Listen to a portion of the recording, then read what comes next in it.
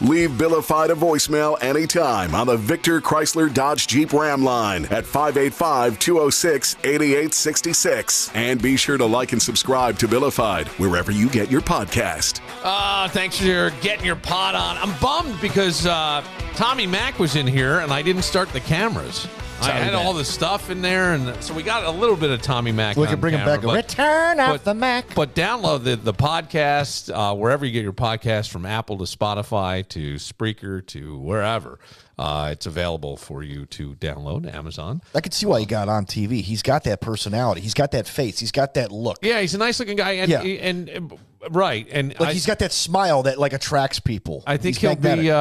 It'll be good for. It'll be interesting to see what comes next. Mm-hmm. What we should do? We should have him like reenact scenes in movies on the podcast and send it out as like a demo tape to get him work or something. We should pick like have the listeners pick 5 movies, all right. scenes that he needs to reenact. You ready for this? Yeah. I had an idea, and I don't know that.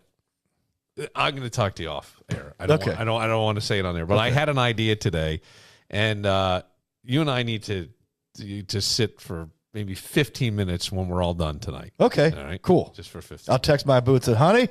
Don't. If you got to go, No. She just misses me. That's all. So who could blame her? We got the Super Bowl coming up. That's this week? Lisa McCaffrey. Oh, yeah. Who is the mother of Christian McCaffrey and the husband of, what was his name? Ed McCaffrey.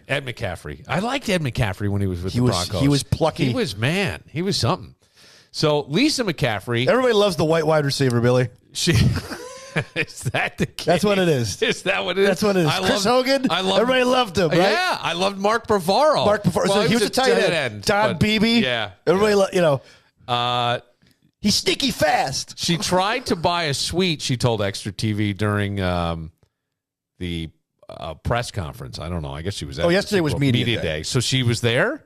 Yes. All right. Probably. So Extra TV, and she said, but I will not let anybody pay to. Oh, excuse me. This is Christian saying she tried to buy a suite, but I will not let anybody pay to watch me play. But this became a little bit of a thing within the family. Oh, really? Yeah. I thought we were going to talk about the Mahomeses. I was looking forward to it. No, I'll give you the Mahomes. We'll get to it. Yes. So she went on a podcast. I think it's called Your Mom is the name of the podcast. Okay. By the way, that's one of my streaming passwords is Your Mom. No, it's not. No, it is. It's the one I share with people so that I know. Your mom. You really going to type this in? Your mom. Your mom. You should. I'll tell you off air which stream. All right. Okay. So she said, we looked into a suite and none of us can afford it. Not even Christian Moneybags over there, nor Moneybags Olivia. Now, Olivia, is it Kuplo? Could be. I don't know. Kuplo? I don't know. Is she an actress? She's actress, former Miss Universe. It's his fiance. That's usually how it works. That's his fiance. You're a former Miss something, you get a football player. Yeah. Or a role in Olivia, NCIS. so now luxury suites for the Super Bowl are reportedly going for upwards of $2.5 million for the luxury suite at the Super Bowl. Okay. So Olivia later set the record straight, and she responds to Lisa McCaffrey in an Instagram story saying, at Lisa McCaffrey, fake news. And she also made this, happy birthday, Lisa, I bought you a suite. So I'm going, is Olivia flexing on her future mother-in-law? Oh, wow. Don't you think a little bit? Happy birthday. I just spent. She goes on a podcast called Your Mom. Mm-hmm. Your Mom. Your Mom. Does make joke with Tommy. Hey, your mom. Your mom. Yeah. And then, so, Lisa's saying we can't afford it. Not even Moneybags over there or Moneybags over there. So she goes, fake news. We can't afford it. Happy birthday. Oh, wow. Yeah. Doesn't it feel like a little flex? Yeah. I'm sorry. I took it as a flex. Yeah, a little bit. And then somebody commented on the story that E had. Too many hens in the hen house. The fact that his mom referred to them both as moneybags in an interview and then proceeded to say neither of them, both multiple millionaires many times over, by the way, could afford a suite is so tacky. That's what this person writes on E. Is that the right word, or was it smart? And she knew her saying they would result in someone getting her a suite, which Olivia did. But I think it's a waste of money. I don't care how much money you make. It is. For what, 6 hours during a Super Bowl, which you might lose. Yes. Like I tell people, when you go to a Bills game, it's like going to a wedding in reverse, and you don't know if the couple's going to end up getting married after the party. Now imagine a Super Bowl. Because, man, when you lose the Super Bowl, not when you win, everybody's having a good time when you win. But when you lose, it is the worst night of your life. You gotta gather the family. You gotta get the F out. You gotta ask questions. And oh, by the way, if you're the reason they lost, like a fumble or a missed kick, it's even worse. Like, do you remember the three chicks that used to date Hugh Hefner, Kendra Wilkinson? Yeah. Okay, she was with Hank Baskett. Yes, and Hank Baskett. In the first play of the second half of the Super Bowl between the Saints and the Colts, Colts had the lead. Yeah. Saints kicked an onside kick. The ball hits Baskett. He wasn't expecting it. Goes back. Saints recover. They end up scoring a touchdown, and it kind of changed the momentum of the game. So she's doing a reality show with her husband, and then all the drama afterward ensued. She goes, and Hank blew the game. I'm like, oh my gosh, she actually said my husband blew the game. Right? So, okay, this is just now she's a drama queen. That's her currency, is her looks and her drama. But at the end of the day, that's just one person's story out of like 46 other couples and families going through the Super Bowl. Yeah. It sucks. Yeah. And you're going to like Joe Montana used to have his family just stay home in Pittsburgh and watch the game. I'm not flying you out. Yeah, but does this make the 49ers look bad that they first of all, they're not going to have any control over the pricing of the Super Bowl stadium. That's an NFL thing. No, that's a stadium thing. But should the NFL put the stars families up? No. Or should they do like a family suite for like if you want to get in there, or it's like a lottery, like each team, hey, we're giving you this suite. What you want to do with it, you do with it. But the NFL won't even have a live Sky Judge replay to determine certain plays, so we can avoid replay. The NFL, for as much money as they make, which is upwards of $16 billion a year, is cheap. They're not going to spend the money. They are grabbing money with both fists, and they're never going to do it. Well, these prices are insane. Yeah, like an average, like they said, like an average Super Bowl commercial is what for 30 seconds is $7 million. Yeah, I think so. Right, that which is more than the average American lifetime income. Average American. Well, I mean, 30 seconds. Yeah, you hear these prices and you go, does it turn anybody off? And I think the answer is no, but it does, even for the Buffalo fan. You're talking that new stadium is going to be out of reach for some people. Yes. In the price. What's going to happen is season ticket holders are going to end up, if they're not already, splitting tickets with other people just to get the games that they want to go to and keeping their seniority. So according to StubHub, the cheapest ticket currently available to get into Allegiant Stadium, where the Super Bowl is going to be in Las Vegas, is a little over $5,400. Yeah. Which I guess and is those are for bad seats. But the average price is currently $9,300, and I mean, it's a bigger draw than previous years because it's in Vegas. It's getting a lot of international attention. It's getting a lot of more people from more states. I think Mexico is leading all international countries in ticket sales thus far. Which for the NFL, they probably gotta love that. Yeah, But meanwhile, you got the mother-in-law, the McCaffrey mother-in-law, daughter-in-law fight. Money bags. Yeah. McCaffrey. I mean, that's too bad. I had to know. That's kind of a dig both directions. Did you ever get did you get along with any in-laws? Usually son-in-law not so much, but sometimes the daughter-in-law and the mother of the son of the husband, the mother of the husband and his wife, sometimes there's tension there. So in both my marriages, everybody got along. Yeah. I will say this, and I'm going to, reveal something here. My former in-laws liked me, and at one point they kind of gave me a wink, like they know why the marriage ended. Oh, yeah. Well, and I won't go any further. Yeah, they gave me kind of a wink, like, hey, if they listen to the podcast, we know it wasn't your fault. My in-laws now love me.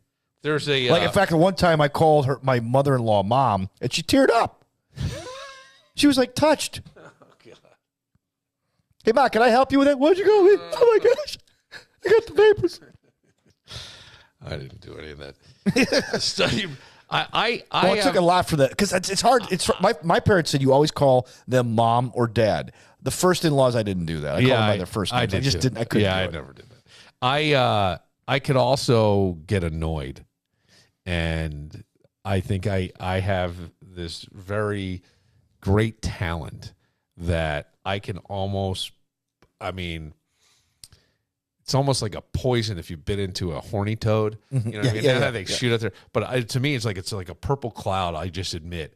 And it's like you can feel the tension. Like I can walk in a room and literally change the air. Oh, I know. It's an awful. I witnessed it. It's an awful thing. 6 years. Yeah, but sometimes in a good way. It wasn't always, yeah. Sometimes in a good way. Yeah. But I mean, I that is the thing. Like when I talk about energy, like I know I can do that, and I had my mother-in-law come to me and go, "You're really making me uncomfortable and nervous." Oh wow. Yeah, and I had not said a fucking word. I had not done anything.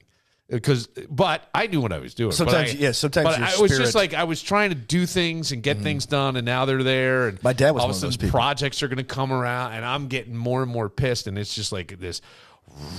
My father was one of those people who could change the room just by walking in. Not a good, not always a good way. He could do it both ways. But according to if you have problems, if the mother-in-law and daughter-in-law have problems with each other.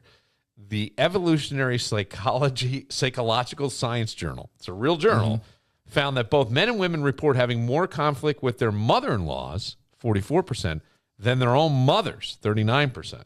Wow. The researchers suggested that these conflicts may be influenced by genetic conflict. In other words, that your mom will always have your best interest and get annoyed at the daughter-in-law, and her mom would always have her best interest and get annoyed at you. Okay. Yeah. Well, seems and they say unconsciously natural. Acts. Yeah. In the interest of their genetic kin. Right.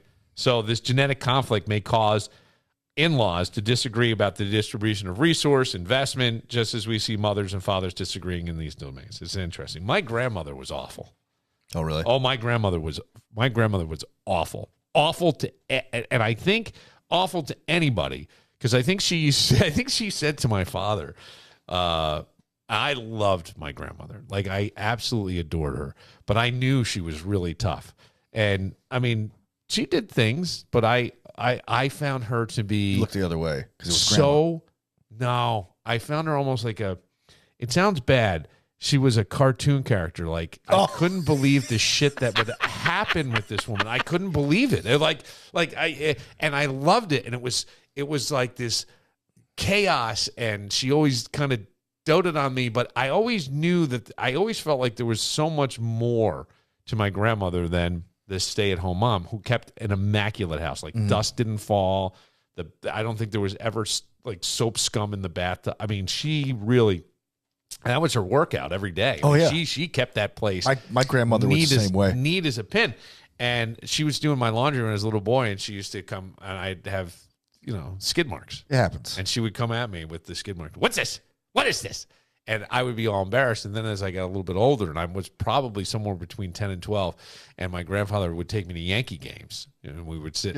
Yeah. So she would go, what's this? What's this? I go, actually, that looks like Cracker Jacks from the fall. That was me. But she loved it. I used to do things to like they had a what they referred to as a bottle cap pool. It's more of a downstate term, above ground pool. I know what you're talking about. So my grandfather would be working late some nights at the fire department and stuff. So I would go down there and spend a week with them. She would keep the place cold and dark inside till like 10 o'clock. You'd get up at 8 as a kid. She'd go, shh, go back to bed. Well, sometimes I would get up at 8. Like I couldn't do it anymore. So I put on my clothes. I would put on all my clothes, and I would go sit in an inner tube, Indian style, in the pool, just waiting. And sure enough, all of a sudden the blind would go up, and she'd go, Jesus, Billy, and she's yelling, Eddie, look at the boy. Like it was all this chaos all the time. But she didn't really like outsiders coming in. And she referred to my father. She said to my father once, you know what we call you behind your back? Mr. Know-It-All. Not very kind. Not very kind. So at her memorial service, because she died in February, and she was going to be buried in New York. She lived in Coming Florida up on an anniversary then, huh? Yeah. I don't even know. To be honest, I don't know. But so I spoke at the after memorial service thing, and I did say that I knew that she could be very, very tough to people outside the family. And my uncle's wife, my aunt, my entire life. Well, no, I was in their wedding when I was 5. Her best friend came up to me afterwards and goes, "Thank you for recognizing how awful your grandmother could be." And I go, "Oh yeah." I go, "My grandmother was so bad to my aunt. I think my aunt asked for her secret recipe and she gave her 2 ingredients." What, F and off? No, guess and good luck. I'm like, I don't know. But yeah, she was really tough. Like I even brought, I was engaged twice. I brought my first fiance to meet her. And then I don't think she was feeling well at the time or whatever. And later on, she said to me, "Yeah, she's a little bit bossy, isn't she?" It's like, she's a little bossy. It's like, okay. My grandmother, my mother's mother, who's still alive to this day, every time I call her, I have to remind her that I got remarried and what my wife's name is. That's sad. But Grandma didn't show up for my parents' funeral, or my parents' wedding, excuse me.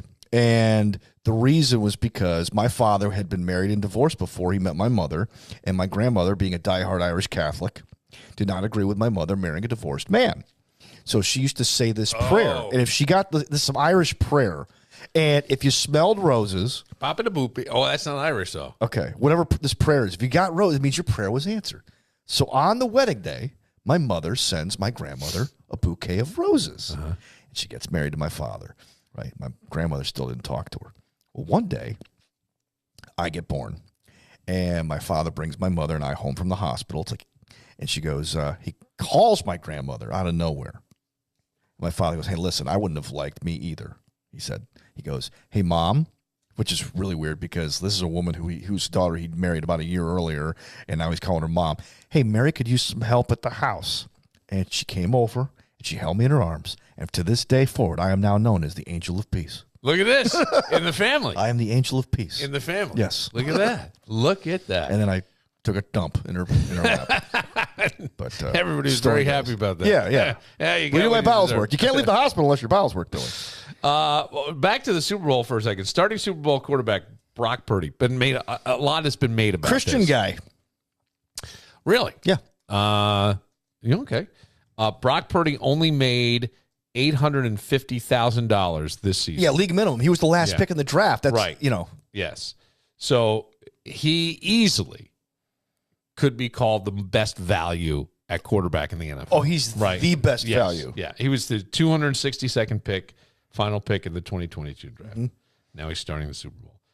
Now, to put that in perspective, they've taken the salary of 20 quarterbacks to see how long it takes them to make what Brock Purdy made.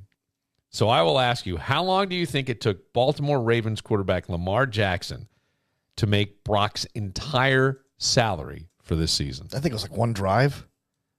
11 minutes into the game, thanks to his $80 million salary. All right, so maybe 2 drives. How long did it take Patrick Mahomes to make Purdy's salary? Brock Purdy's $850,000 salary. So everybody gets more money each year based on the quarterback. This year he had $59.4 million. Okay, now $80 million salary was Lamar. 59.4. So probably like a half. 16 minutes. Okay, a quarter. A quarter. Daniel Jones of the New York Giants. This is a ripoff, right? Pretty here. Bad season. Yeah, got cut short by 19 minutes into the season. He made. Josh Allen. Now, Josh Allen was not playing on his full contract until March 1st this year. So he was still on his no, but for this season though. Yeah. So 32 minutes for Josh. Okay. 32 minutes. And then you can go through. They have a great ESPN did a great job with a website where you can go and look at how quickly other quarterbacks make. Mm-hmm. So Daniel Jones, it was 16 minutes. Deshaun Watson, 19 minutes. Joe Burrow, 19. Dak Prescott, 24. Derek Carr, 29. Kirk Cousins, 30. Josh Allen, 30. Oh, Josh Allen, 30. I think I said no. Josh Allen, 32. Excuse me, 32. Russell Wilson, 32.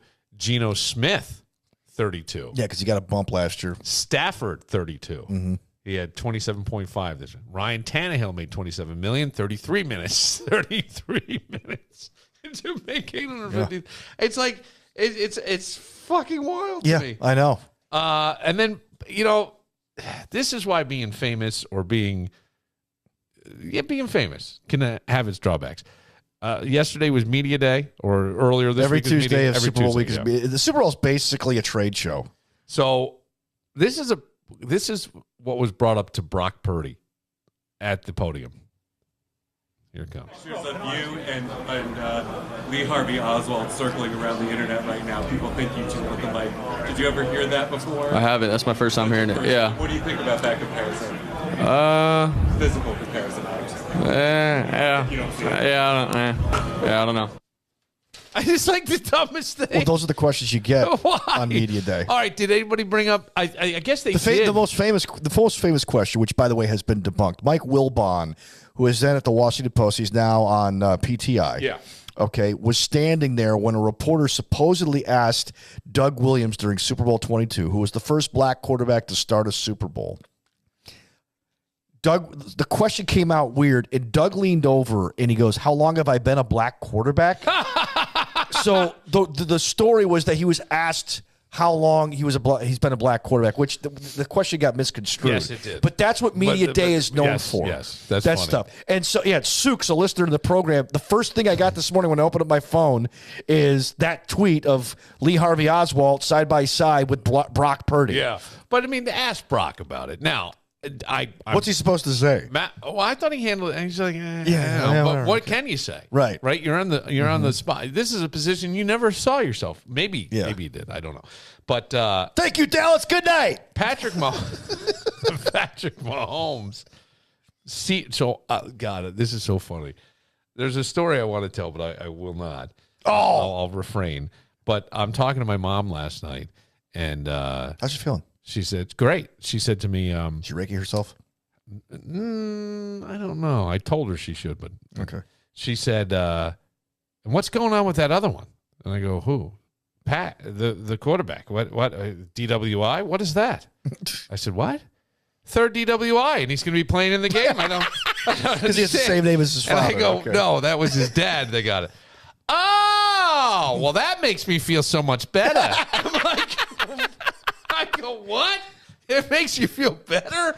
She's like, well, Did you tell her that OJ got signed by the Niners to play this one too? I go, wait a second.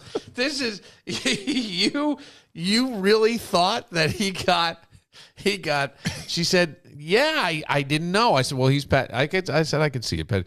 She goes, I just didn't know why they would let him play the game. I mean, the third fence, you got to have a problem. I go, yes, you do. I said, you're facing 2 to 10 years in Texas. I said, no, but that was his dad. And I think he was asked about it, and he said it's a family matter. Yeah. Yeah. That's like Tiger Woods. That's personal. Thank you. Yeah. I mean, what can you do? And I wouldn't even ask the question. I would be embarrassed to ask the question of Pat Mahomes. I think, though, you have to ask the question. I would let somebody else ask it. Yeah. If you're in that media scrum, all right, great, thanks, man. Yeah. Who's gonna take it for the team? Who's gonna take it for the beat reporters? It's almost like I hope I don't draw the short straw. Well, the other thing too is that reporters come in waves. Like Scott Petoniak told me that he was down there when Scott Norwood missed the field goal against Tampa, against the Giants in Tampa. So reporters come in waves. So Scott Norwood got asked about 10, 15 different times from reporters from around the world about missing the field goal. And he sat there for a half hour and answered every single question. This is from 1993. Was it? 쉘런 선수가 오른쪽으로 나오면서 시간을 벌어봤지만 오픈된 리시버를 찾을 수 없었습니다. 44야드 거리입니다. 타일러 베스. 오른쪽으로 벗어났어요. You know what they're saying? You're not going to be able to come back to North Korea. But with Mahomes, I mean, I think somebody's got to ask that question. Well, somebody has to ask that question. What do you mean you have to? Oh, come on. Somebody's got to ask that question. What do you mean ask it? What, about because your dad? Because if you don't ask the question, then the media favors Patrick Mahomes. All right. Well, I mean, my thing you're would be... You're a journalist. Your job... All right. Think about this, Bill. If they said to me, you have to ask that question, you know what I'm doing? I'm walking up and go, Pat. I'm asking him. I'm going to ask this question, and I know the answer, and I'm sorry, But That's there fair. are people who are going to be asking this thing. But the stuff with your father, I'm sure it's concerning for the family. Yeah. How is it affecting you and your practice? And are you able to compartmentalize? I don't know. I got my State Farm. I got my State Farm commercials revoked. I don't like having to ask that question. Jesus Christ. Because he ain't the MVP after all. I got my dad off. My home was my auto. But somebody's got to. No, that's a great way to ask it. That's a great way to ask the question. But the question's got to be asked. It has to be. I don't think it has yes, to it does. be. Why, Billy? Okay, let's give you some Super Bowl history here. Andy Reid had to be asked about his kid who was an assistant coach who got arrested because he had a DWI and he hit a woman and injured a little girl. Yeah. Before a Super Bowl. Okay, are you going to fire him or not? You got to ask the question. Yes. Stanley Wilson got busted smoking crack before a Super Bowl. Yes, Same way. You had to ask the question. Hang on a second, though. You're talking about a guy who's on the staff. Andy Reid's son, wasn't he on the staff? Yes. Okay. Yes. So that's an employee. Okay. Mm-hmm. The guy smoking crack, he's going to play in the game? You got to ask. Patrick Mahomes' dad. It's not Patrick. It's not someone on the staff. It's his father. I got to ask the question. Well, when you're in every commercial on television, yeah, I think you got to ask the question. Right. Because if you lose the Super Bowl, guess what? They got to ask him, hey, how much did your dad play a factor in driving this game into the ground? Well, that'll be. You're right. That'll be. So you got to ask. I mean, the media ask a lot of stupid questions. That's not a stupid question. That he's a public figure. His father's a public figure. His father was a Major League Baseball player. Yes, he was. No one This remembers. is his third DWI. No one remembers. That's why. By the way, he looks like a homeless dude. He don't look like a Mahomes, man. He looks rough. He looks Mahomeless. He looks like Mahomes. Mahomeless. Yes, I said. He's driving around drinking. He had an He looks worse than Doc Gooden did. Did you hear what happened? No. Okay, so I'll tell you real quick. Did he have a straw? Take a moment. No. He's driving, and they see him. I don't know if he was driving slower than the other traffic, which is always a signal. Something I've known people. I'm obeying the speed limit. I have known people who have gotten DWIs. You're either drunk or Karen. And when they're drunk, they've driven below the speed limit or whatever because they're being overly cautious. Let's play that game, drunk or Karen. And I think that Patrick, even if you're going the speed limit, you got to keep up with the speed of traffic. Yeah. Right? You can't be doing 56 when everybody's doing 61. So they notice it. They run the plates, and they notice that it's an overdue registration on the car. Whoops. So they light him up, pull him over, and he's got an open Coors Light in the console. Look, still cold like the Rockies. Yeah, so no, it's the Blue Mountains. Yeah, and I don't think that was it. Then they gave him the field sobriety test, and from there they determined him to be. Well, yeah. And he looked drunk in his mugshot. That's it. All right, we'll take a moment. When we come back, a follow up on. I'll just say this: are there more Florida moms on OnlyFans than any other state? I saw this. I think I saw. Did you see this on the Huffington Post where the lady's talking about? I did not, but I will. And maybe it's. I don't know if it's the same one. Well, I'll give you. One's a follow up and one's new. We'll get to that next, but first.